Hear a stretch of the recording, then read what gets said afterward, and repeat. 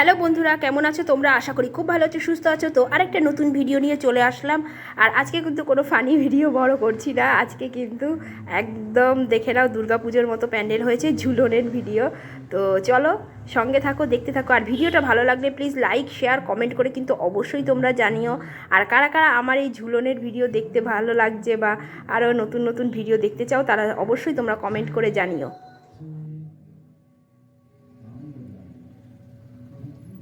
মন্দিরটা আর কি, মন্দির তৈরি হয়েছে এটা। আর এদিকে দেখো আলোর সজ্জায় একেবারে ভরে গেছে, এত সুন্দর লাগছে, মনে হচ্ছে দুর্গাপুজোর প্যান্ডেল দেখতে এসেছি। কিন্তু না, এটা কিন্তু জগন্নাথের আর কি পুরীর মন্দিরের মতো আদরে তৈরি হয়েছে ঝুলন। হ্যাঁ, আর তোমরা কিন্তু এই ঝুলনটা দেখতে যেও পারলে কল্যাণীতে। হ্যাঁ, কল্যাণীতে খুব সুন্দরভাবে তৈরি হয়েছে, তোমরা এসে দেখে যাও। প্রায় রাখি পূর্ণিমা অবধি থাকবে। হ্যাঁ, তা তোমরা আসো, তোমরা এসে দেখে যাও, ঘুরে যাও, খুব দারুণ হয়েছে। আর এইদিকে আর যারা আসবে অবশ্যই তোমরা কিন্তু কমেন্ট করে আমাকে অবশ্যই তোমরা জানিও। আর এই সামনেটায় দেখো কত সুন্দর আলো দিয়ে সাজানো হয়েছে। আর মেলাটার মধ্যে পরে তোমাদেরকে নিয়ে যাচ্ছি। এখন মেয়েকে নিয়ে চলো আগে ঠাকুরটা দেখে আসি। আর কী ভেতরে কী কী ঠাকুরের মূর্তি মানে বসিয়েছি সেগুলো চলো আমরা দেখে আসি।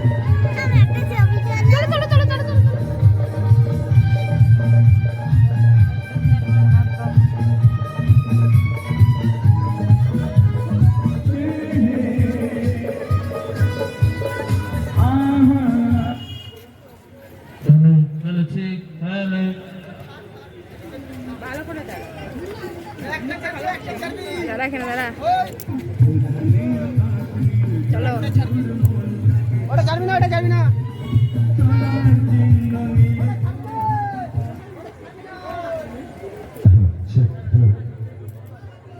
সামনে এসে দাঁড়া, একটু কতটা ছাড়।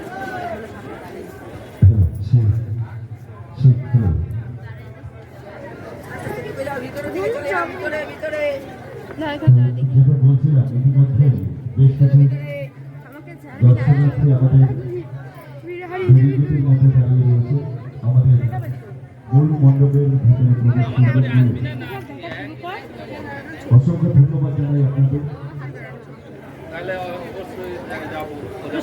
দাঁড়িয়ে রয়েছেন বেশ অনেকক্ষণ ধরে।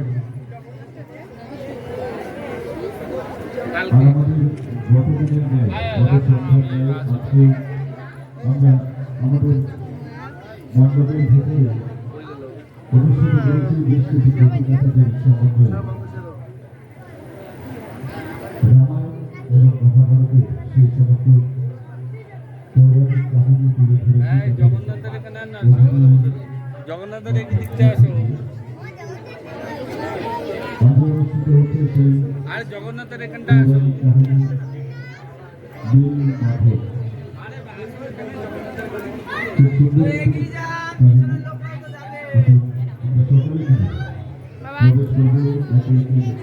চলো চলো যাচ্ছি। কানাইকে বেঁধে রেখেছে। হ্যাঁ, ছোটবেলায় দেখেছিলাম। অভিনয়ের মধ্যে দিয়ে সেই রামায়ণ এবং মহাভারতের সেই পৌরাণিক কাহিনী এবং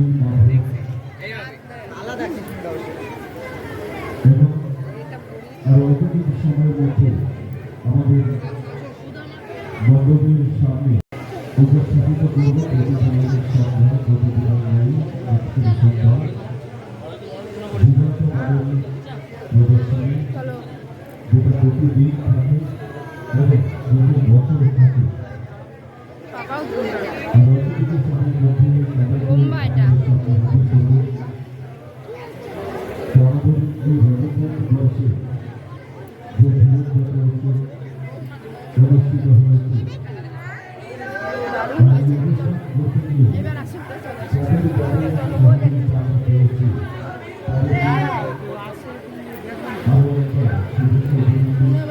ঠাকুর দেখার পরে আমরা এখানে এসে দাঁড়ালাম। এখানে একটা প্রোগ্রাম হবে, হ্যাঁ, যে ঝুলন উৎসবেরই একটা প্রোগ্রাম হবে, কী করে মানে জগন্নাথের মূর্তিটা কি তৈরি হয়েছিল বা কীভাবে কী বৃত্তান্ত, সেইটাই আর কি এরা অভিনয় করে আর কি দেখাবে। তো চলো সঙ্গে থাকো, দেখে ঠাকুরের একটা লীলাই বলতে পারো এটাই আর কি। আমি মানে এত বছর বাদে আর কি দেখতে পাচ্ছি এটা। আমরা যখন ছোটো ছিলাম তখন দেখতে পারতাম, কিন্তু এখন আর একদমই দেখা মানে দেখতে পাই না।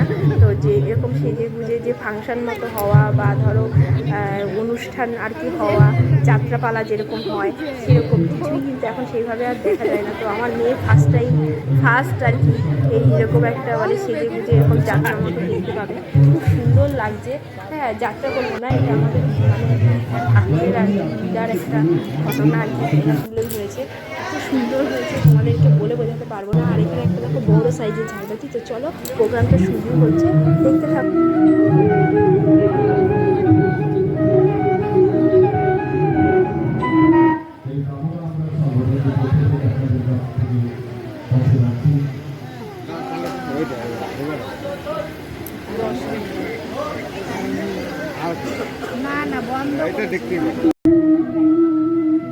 আজকের দৃশ্যপট নীল মাধব, পরিচালনায় কাটাগঞ্জ কল্যাণ চক্র।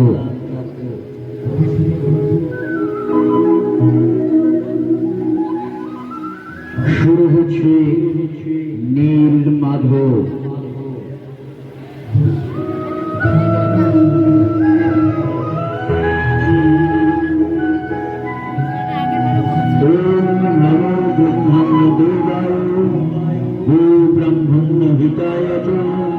जगद्धिताय कृष्णाय गोविंदाय नमो नमः। पापहं पापकर्माहं पापात्मा पापसंभवः त्राहि मां पुण्डरीकाक्ष सर्वपाप हरो हरि। हे राजन, তুমি ভগবান শ্রী বিষ্ণুর পরম ভক্ত। তুমি কি জানো অতি গোপনে ভগবান শ্রী বিষ্ণুর দিব্য রূপ নীল মাধবের রূপে পূজা হয়? তুমি কি ভগবান নীল মাধবের সেই দিব্য রূপ দেখেছ? আমি তো ভগবানের দিব্য রূপ সম্পর্কে কিছু জানি না। দয়া করে আপনি আমাকে বলুন, নীল মাধবের পূজা কোথায় হয়? হে রাজন, আমিও জানি না, তবে শুনেছি সেই দৈব মূর্তির পুজো হয় খুব গোপনে, যা কেউই জানে না। নীলগিরির জঙ্গলে কোনো এক গুহায় সেই নীল মাধবের দিব্য রূপ আছে। শুনলে তো ব্রাহ্মণ বিদ্যাপতি সন্ন্যাসীকে বললেন, নীলগিরির গুহায় নীল মাধবের দিব্য রূপ আছে, সন্ধান নাও যত তাড়াতাড়ি সম্ভব। যথা আজ্ঞা মহারাজ। ব্রাহ্মণ বিদ্যাপতি নীলগিরি পৌঁছালেন এবং সবর জাতির রাজা বিশ্ব বসুর সঙ্গে দেখা করলেন। সবর রাজা বিশ্ব বসুর জয় হোক। আপনার পরিচয়? আপনাকে তো ঠিক চিনতে পারলাম না। আমি মালব্য রাজ্য থেকে আসছি, রাজা ইন্দ্রদুম্ভের আদেশে। আমি রাজপুরোহিতের পুত্র বিদ্যাপতি। আপনার কাছে আমি একটি আর্জি নিয়ে এসেছি। হে ব্রাহ্মণ পুত্র বিদ্যাপতি, বলুন আপনার আর্জি কি? আপনি আদিবাসী সবর জাতির রাজা বিশ্ব বসু। এছাড়া আপনি নীল মাধবের উপাসক। নীল মাধবের নিত্য পূজা করেন আপনি। ওই অপূর্ব নীল মাধবের মূর্তি দর্শন করিতে চায় রাজন। অসম্ভব। হে রাজ ব্রাহ্মণ, নীল মাধবের মূর্তি আমি কাউকে দর্শন করাতে পারবো না। অন্য কোনো আর্জি থাকলে বলুন, যথার্থ চেষ্টা করব। হে রাজন, এ বিষয়ে আপনাকে আমি জোর করব না, তবে এটুকু তো আশা করতেই পারি। আপনার রাজ্যে আমি কিছু কাল যাবৎ বসবাস করিতে চাই। তথাস্তু, আমি অনুমতি দিলাম। আমার রাজ্যে নির্ভয়ে আপনি বসবাস করতে পারবেন। বেশ কিছুদিন পর রাজপুরোহিতের পুত্র বিদ্যাপতির সহিত রাজা বিশ্ব বসুর কন্যা ললিতার বিবাহ হয়।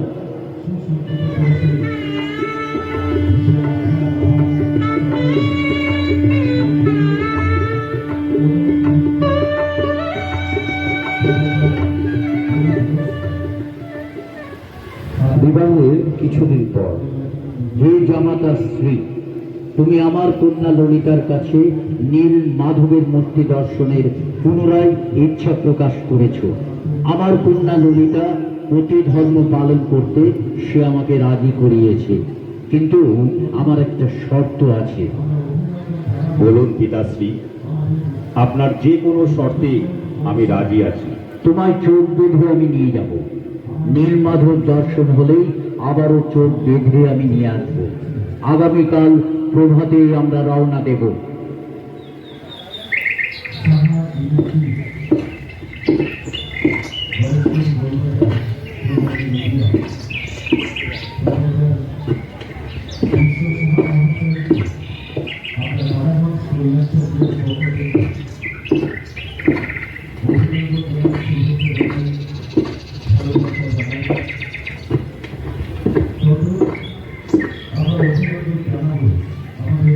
কি সুন্দর, অপূর্ব, অপূর্ব, অপরূপ নীল মাধবের মূর্তি।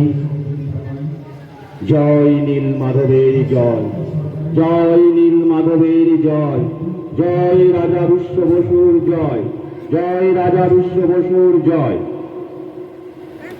দেবীদাপতি মালবা রাজ্যে ফিরে এলেন এবং রাজা ইন্দ্রদুম্ভকে সব জানালেন।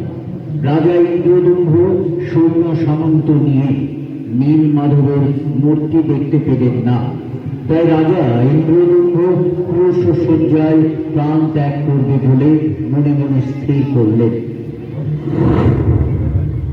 হে রাজন, তুমি আমার একনিষ্ঠ ভক্ত, তাই আমি সমুদ্রে ভাসতে ভাসতে আসছি পুরী মুক্তি গুহার নিকট দারুবন্ধ রূপে। হে রাজন, সব রাজা বিশ্ব বসু আমার পরম ভক্ত। সব রাজা বিশ্ব বসু, ব্রাহ্মণ বিদ্যাপতি এবং স্বয়ং তুমি নিজে এসে তোমরা তিনজন মিলিত হয়ে দারুবন্ধ তুলতে সক্ষম হবে। ইন্দ্রদুম্ভ, সবর রাজা বিশ্ব বসু এবং ব্রাহ্মণ বিদ্যাপতি তিনজনে দারুবন্ধ কাষ্ঠ তুলে নিয়ে চলল গুন্ডিচা মন্দিরে।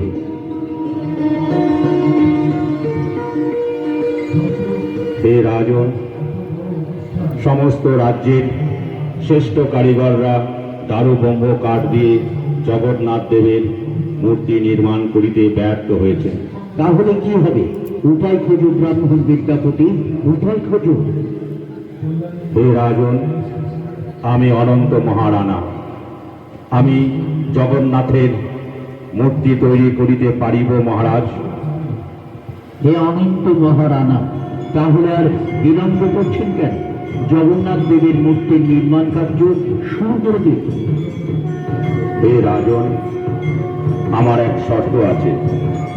আজ হতে আগামী 21 দিন যাবৎ আমি যে গৃহে জগন্নাথ মূর্তি নির্মাণ করিব, সেই গৃহে কেউ প্রবেশ করিতে পারিবেন না। যথার্থ অনন্ত মহারানা।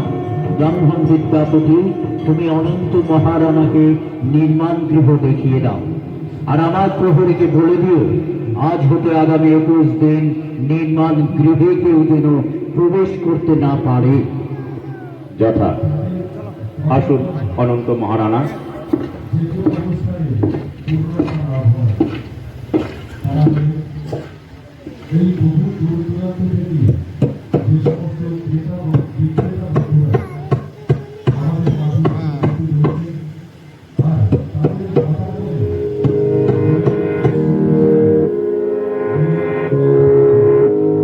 দাঁড়ান, দাঁড়ান রানীমা, মহারাজের হুকুম আছে, আপনি মন্দির গৃহে প্রবেশ করতে পারবেন না।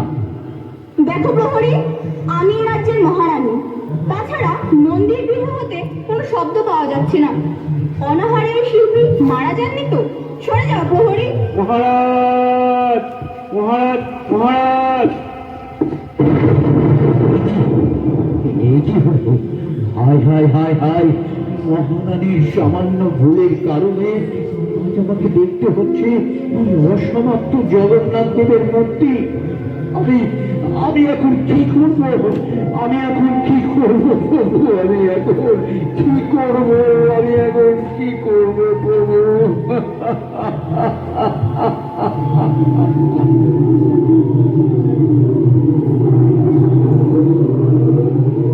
হে রাজন, দুঃখ করো না। আমার আদেশে দেবশিল্পী বিশ্বকর্মা এই জগন্নাথের মূর্তি নির্মাণে ছিলেন। শর্ত ভঙ্গ হওয়াতেই অর্ধ সমাপ্ত হল। এই অর্ধ সমাপ্ত মূর্তিতেই আমি পূজা গ্রহণ করব। সবর রাজা বিশ্ব বসু আমার ভক্ত, সে আমায় নীল মাধব রূপে পূজা করত। তাই যুগ যুগান্ত ধরে সবর রাজা বিশ্ব বসুর বংশধরেরা এই রূপের সেবা করতে। আরো সুন্দরভাবে প্রশ্ন হতে পারে, তিনি কোথায় যাচ্ছেন? তিনি যাচ্ছেন তার শ্বশুরালয়ে। শ্বশুরালয়তে করলে একটা রসগোল্লার হাড়ি, হ্যাঁ ওই যে বলেই জানেন। কাটাগঞ্জ কল্যাণ চক্র সংগঠন ঝুলন উৎসব অনুষ্ঠিত করে। আর এই ঝুলন উৎসবের যে সে স্থান, এই ঝুলন উৎসবকে কেন্দ্র করে যেহেতু